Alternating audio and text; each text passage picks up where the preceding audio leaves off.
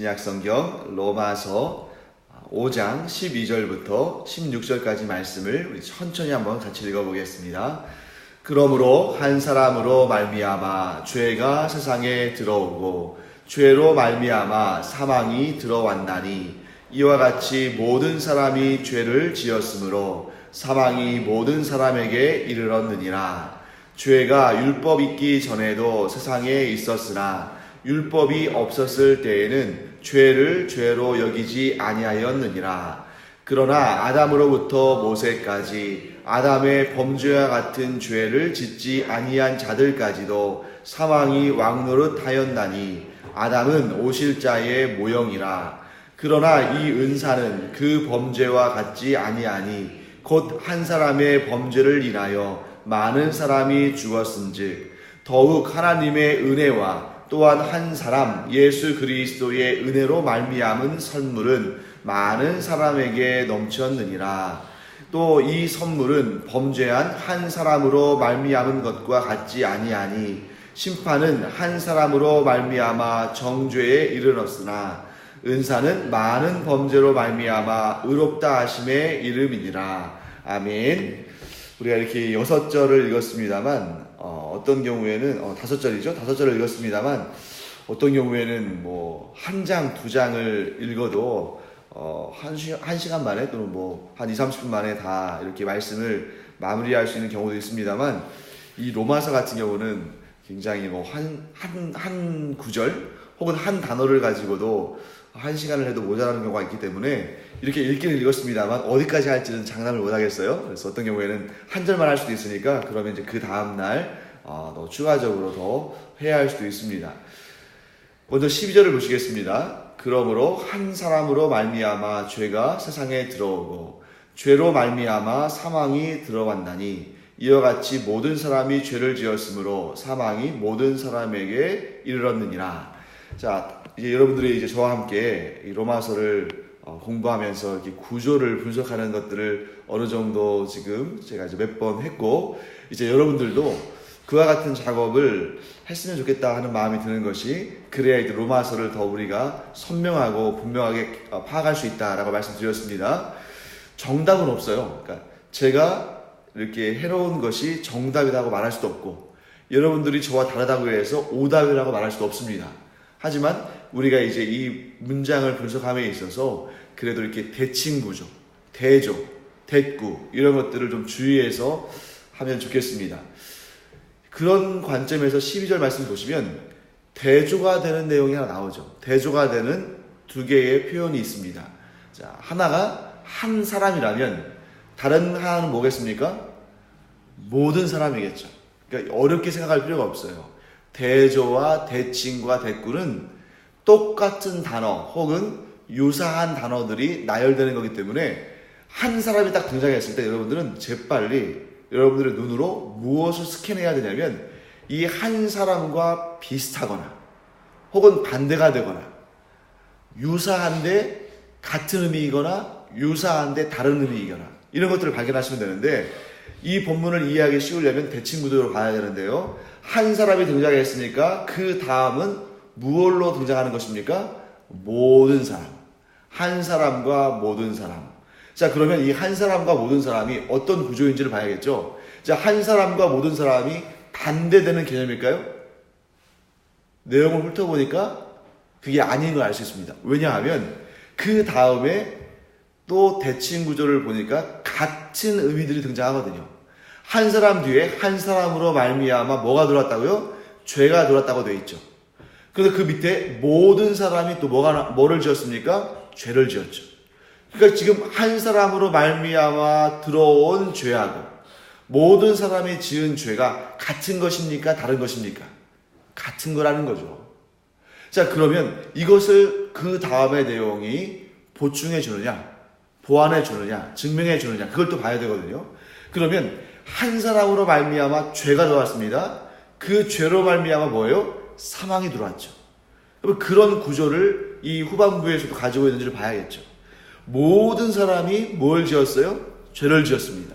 그런데 죄로 그 죄가 어떻게 됐습니까? 무엇을 끌고 들어왔습니까? 사망을 끌고 들어왔죠. 그러니까 지금 이 12절 말씀의 이 전반부와 후반부의 구조가 같은 거지 서로 반대가 되는 것이 아닙니다. 같은 것을 나열할 때는 그것을 강조하는 거예요. 그래서 이 12절의 전반부는 한 사람으로 말미암아 뭐가 들어왔어요? 죄가 들어왔고, 그 죄로 말미암아 뭐가 들어온 겁니까? 사망이 들어왔죠. 한 사람, 죄, 사망의 구조입니다. 그 다음에 12절 후반부에도 역시 모든 사람이 이제 주어로 등장하고, 그 모든 사람이 뭘 지었어요? 죄를. 그리고 그 죄가 곧 무엇을 모든 사람들에게 이르게 했습니까? 사망을. 너무 단순한 구조죠. 이런 단순한 구조이기 때문에 그 누구도 항변할 수 없는 이러한 판결이 되는 겁니다. 여러분, 우리가 대한민국을 유지해가는 가장 기본적인 툴이 무엇입니까? 헌법이죠. 그렇죠? 대한민국을 유지하는 가장 기본적인 툴은 헌법입니다. 그리고 이 신제주 강영교회를 유지하는 가장 기본적인 툴은 역시 신제주 강영교회의 정관이에요. 그래서 여러분들이 신제주 강영교회의 성도이기 때문에 언제든지 목사님, 우리 교회를 유지하는 기본적인 툴인 정관을 보여주십시오 하면은 저는 여러분들에게 그것을 보여드릴 의무가 있는 거예요. 그래서 이전에 많은 분들이 별로 관심을 갖지 않으셨지만 제가 이제 공동의회를 한번 한 적이 있어요. 그때 신제주 광영교회의 정관을 확인해 보시라고 말씀드렸습니다. 그래서 그 정관을 확인해 보시면 여러분들이 이 교회는 이러한 규칙들을 가지고 이렇게 모인 사람들의 공동체구나 하는 것을 알 수 있고, 이렇게 교회가 평안할 때는, 저는 계속 그랬으면 좋겠습니다. 교회가 평안할 때는 정관을 확인할 필요가 없는 겁니다. 그런데 이제 교회에 어떤 문제가 생기거나, 그것이 내적인 문제든 외적인 문제든 어떤 문제가 생기면 이제 정관을 막 확인하면서 법은 이렇다라고 이제 이야기하기 시작하는 거죠. 지금 여기서 왜 이 말씀이 중요하냐면 죄의 삭슨 사망이라는 하나님의 법이 있는 겁니다. 그것은 우리가 왜 그렇게 법을 정해놓으셨습니까? 라고 항변할 수가 없어요. 마치 무엇과 같냐면 수학의 공리와 같습니다. 수학에 다양한 법칙들이 있고 다양한 공식들이 있지만 그 모든 법칙들과 공식들은 이 공리로부터 비롯되고, 그래서 그 공리를 왜 이러냐 하고 말하는 사람은 없는 거죠. 그것이 모든 법칙과 규칙들과 그 공식들을 정하는 것입니다. 그러니까 하나님께서 법을, 최우선적인 법을 정해놓으셨어요. 그것이 무엇입니까? 죄의 삭슨 사망이다. 그러니까 지금 사탄이 그걸 가지고 우리를 참소, 즉 고발하는 겁니다. 분명히 하나님께서 죄의 삭슨 사망이라고 규정해 놓으셨는데 너희들이 전부 죄를 짓고 있지 않느냐? 아담에게까지 갈 필요도 없다. 그것을 아담까지 골라갈 필요도 없다. 왜? 너희들 스스로를 한번 돌아봐라. 아담이 죄를 지은 것처럼 너희들이 똑같은 죄를 짓지는 않았다 할지라도 너희들이 죄를 짓고 있다는 사실은 너희들 스스로가 증인인데, 그러면 죄의 값은 사망이 아니냐. 그러니까 너희들은 영적으로도 죽었고 육적으로도 반드시 죽어야 된다 라고 사탄이 우리를 참소할 때 그 참소에 대해서 근거 없다, 나는 거기에 해당 사항이 없다, 나는 무죄하다 라고 말할 수 있는 사람이 단 한 명도 없다는 거죠. 그래서 지금 12절 말씀에 사도 바울이 이렇게 규정하는 겁니다. 한 사람으로 말미암아 죄가 세상에 들어왔다. 그러니 당연히 하나님의 뜻 가운데 죄로 말미암아 사망이 들어온 것이다. 그리고 분명히 선포하죠. 모든 사람이 죄를 지었으므로. 이거 뭐예요? 죄를 지을 수 있기 때문에가 아니라 죄를 지었으므로 사망이 모든 사람들에게 이르렀다. 이것은 여러분 사도 바울이 이 죄에 대해서 우리에게 설명하는 교리이기도 하지만 여러분 동시에 이 사도 바울의 주장을 누가? 사탄이 이것을 가지고 우리를 하나님의 법정으로 끌고 간다는 겁니다. 그러니 여러분 사도 바울이 설명한 이 내용이 사탄에 의해서 우리를 천국 법정에 세울 때 우리 중에 단 한 사람이라도 여기에 대해서 변명하거나 항변할 수 있습니까? 없습니까? 없다는 거예요. 무엇도 못하는 거예요? 이것에 대해서 재심을 청구할 수도 없습니다. 왜? 하나님께서 이미 정하시고 확증하신 내용이기 때문에. 그 다음에 오늘은 13절까지만 보겠습니다. 죄가 14절까지 봐야겠네요. 죄가 율법이 있기 전에도 세상에 있었으나 율법이 없었을 때에는 죄를 죄로 여기지 아니하였느니라. 여러분 이게 좀 굉장히 이게 깊이 살펴보고 깊이 이 내용들을 들여다보면 좀 이상할 수 있어요. 자, 왜냐하면 죄가 율법이 있기 전에도 세상에 있었습니다. 이게 분명한 거죠. 율법은 어느 시대예요? 모세 이후의 시대잖아요. 그러면 그 이전에 야곱이 거짓말한 것 죄입니까? 죄 아닙니까? 죄잖아요. 아브라함이 아내를 누이라고 바로 앞에서 거짓말하면서 속인 거 이거 죄입니까? 죄 아닙니까? 죄죠. 분명히 죄입니다. 가인이 아벨을 죽인 것 죄입니까? 죄 아닙니까? 죄죠. 그런데 이 문장을 잘 보시면 율법이 없었을 때에는 죄를 죄로 여기지 아니하였느니라. 그러면 여러분 율법 이전의 시대에는 죄가 죄로 여기지 않아서 사람들이 막 그냥 마음껏 죄를 짓고 그러면서도 막 그게 죄인지 모르고 짐승처럼 막 그렇게 살았습니까? 아니잖아요. 그럼 왜 그러냐? 이런 문제를 가지고 여러분들이 씨름을 하셔야 돼요. 여러분들의 상식선에서 좀 이상하다 싶으면 그냥 그것을 성경이니까 이 말씀이 옳겠지 하고 넘어갈 것이 아니고 그 여러분들의 상식과 여러분들의 일반적인 관념 가운데에서 좀 이상하다 싶으면 그것을 자꾸 살펴보시고 왜 그런 뜻이 나왔는지를 아주 좀 낯설게 여기면서 그 답을 구하려고 노력해야 됩니다. 왜냐하면 우리에게 낯선, 우리에게 이상한, 우리에게 좀 특이한 이해가 안 되는 부분이야말로 우리에게 정말 쏟아지는 그런 보화와 같은 말씀일 수 있기 때문이에요. 저는 여기에서 여러분 이렇게 표시를 했습니다. 맨 앞에 나와 있는 죄가 율법이 있기 전에도 있어 죄를 동그라미를 쳐놨어요. 그리고 세상에 있었으나 율법이 없었을 때는 죄를 죄로 여기지 아니하느라 했을 때 앞에 있는 죄를 죄로 여기지 않았다. 율법이 없었을 때에는 죄를 죄로 여기지 않았다 했을 때 이 앞에 있는 죄는 동그라미를 그리고 뒤에 있는 죄는 세모를 표시해놨어요. 그래서 지금 이 13절에 죄가 3번 등장하는데 맨 앞에 있는 죄와 두 번째 죄는 동그라미를, 세 번째 나오는 죄는 세모를 해놨습니다. 그 얘기는 뭐냐면 죄가 율법이 있기 전에도 세상에 있었으나 율법이 없었을 때에는 죄를 할 때 이 죄는 두 개의 죄는 같은 겁니다. 그런데 죄로 여기지 않았다 했을 때 이 맨 마지막의 죄는 조금 다른 의미로 썼어요. 그러니까 죄가 아니라는 얘기가 아니라 죄에 대한 다른 의미. 한번 살펴보겠습니다. 앞에 나오는 두 개의 죄는 일반적인 죄죠. 일반적인 죄예요. 우리가 짓는 죄. 그래서 아담에 의해서 그 죄가 세상에 있었다는 겁니다. 율법이 있기 전에도. 그런데 율법이 없을 때는 그 죄를, 그러니까 일반적인 죄죠. 뭘로 여기지 않았다는 거예요? 특별한 죄로 여기지 않았다는 겁니다. 즉 율법이 있기 전에도 일반적인 죄는 있었는데 그런데 율법이 있기 전에는 이 일반적인 죄를 특별한 죄로 여기지는 않았다는 겁니다. 그러면 여러분 여기에서 우리가 이 죄의 두 가지를 한번 살펴봐야겠죠? 일반적인 죄는 뭐냐? 여러분 어려울 게 없습니다. 하나님께서 기뻐하지 않으시는 모든 것은 죄예요. 하나님께로 가는 그 길을 막는 모든 것은 죄입니다. 즉 하나님의 뜻에 불순종하는 모든 것은 죄예요. 그러면 특별한 죄는 뭐냐?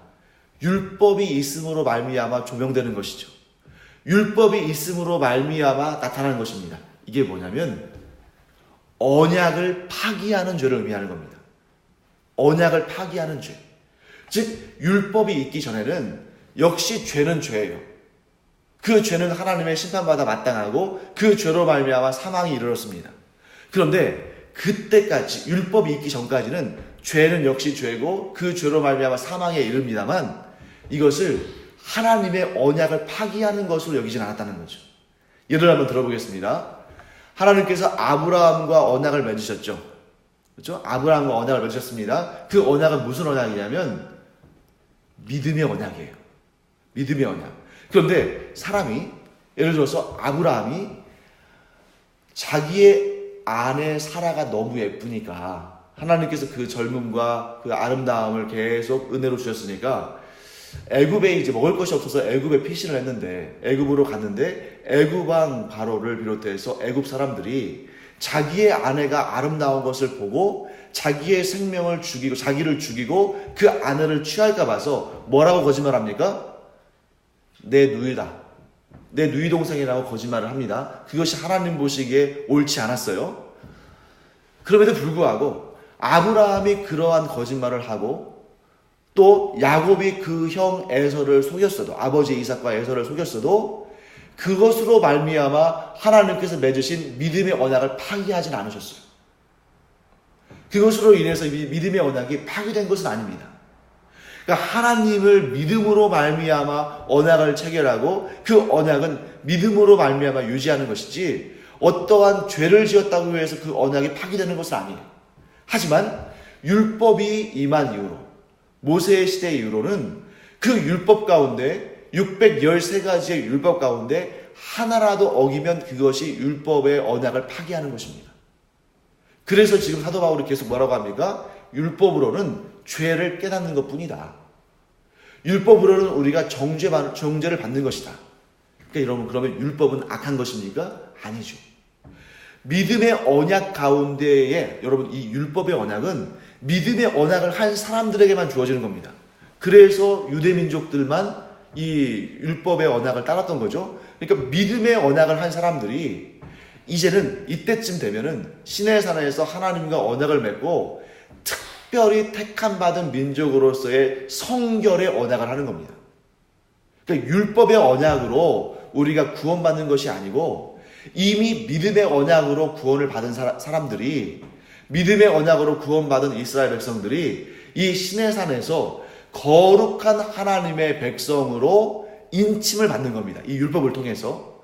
그런데 그 율법을 어기면 뭐가 되는 거예요? 거룩하심을 얻은 것, 그 거룩한 백성으로서의 언약이 깨어지는 거예요.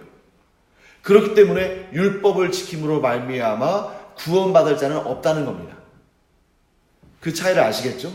구원은 믿음의 언약으로 말미암는 것입니다. 율법은 그 믿음의 언약으로 구원받은 하나님의 백성들이 거룩한 자들로 성별되어지는 언약입니다. 그런데 죄를 짓는다고 해서, 여러분과 제가 죄를 짓는다고 해서 우리가 믿음으로 말미암아 맺은 그 언약이 파괴되는 것은 아니에요. 하지만 우리는 율법의 언약을 맺지 않았지만 이스라엘 백성들은 하나님 앞에 성결한 백성들로 택함받은 민족으로 율법의 언약을 맺었는데 그것은 죄로 말미암아 깨어지기 쉬운 겁니다. 그래서 율법은 깨어지기 쉬운 거예요. 율법의 언약은 깨어지기 쉬운 질그릇 같은 것입니다. 유리그릇 같은 것이죠. 하지만 믿음의 언약은 우리가 실수할 수도 있고 죄를 지을 수도 있고 연약함을 보일 수도 있습니다. 그럼에도 불구하고 이 믿음의 언약은 우리가 믿음을 잃지 않는다면 결코 깨어지지 않는 거죠. 그래서 여기서 여러분 13절 말씀에 죄를 죄로 여기지 아니한다는 것은 그 죄가 아니라는 말씀이 아니고 그 죄는 죄지만 율법 이전에는 그 죄가 믿음의 언약을 깨뜨리지 못했는데 이제 율법 이후에는 그 죄가 하나님과 맺은 그 율법의 언약을 깨뜨리는 이러한 아주 충격적인 일들이 되었다 하는 것을 의미하는 것입니다. 자, 14절 말씀. 그러나 아담으로부터 모세까지 아담의 범죄와 같은 죄를 짓지 아니한 자들까지도 사망이 왕노릇하였나니 아담은 오실자의 모형이라. 그렇죠? 아담이 오실자의 모형. 여기서 모형이라는 것은 유사한 거죠. 그래서 그러면 그 오실자의 모형이 뭐냐? 한마디로 대표자.